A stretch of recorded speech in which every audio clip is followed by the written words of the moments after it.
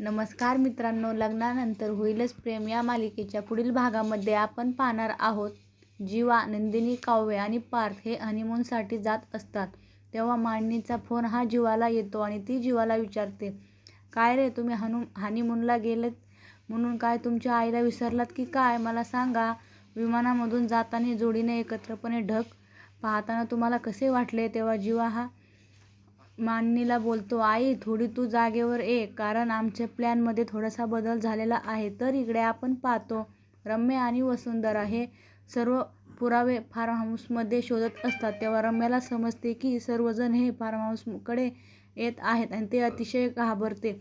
वसुंधराही त्या चौघांनाही plan cancel झालेला असतो हे ते चौघांचेही फार्म हाऊसच्या दिशेने येत आहेत हे तेव्हा ह्या दोघी अतिशयही घाबरतात आणि त्यांची नजरही त्यांच्या बॅगवर पडते. तर घराच्या बाहेर असतात आणि रम्या ही धावतच जाते व त्या आपल्या सर्व बॅग घेऊन फार्म हाऊसच्या रूममध्ये जाते आणि दोघे मिळून घाबरलेल्या अवस्थेमध्ये सर्व पुरावे बॅगमध्ये भरू लागतात. आणि त्याच वेळेस आपण पाहतो जीवाची गाडी देखील फार्म हाऊसमध्ये येते आणि तेव्हा जीवाची नजर ही खिडकीवर पडते. तर त्यामध्ये लाईट सुरू असते आणि त्याला संशय येतो की रूममध्ये कोणतरी आहे आणि तो रूमच्या दिशेने पायऱ्या चढून जाऊ लागतो. तेव्हा रम्या आणि वसुंधरा हे अतिशय घाबरलेले असतात.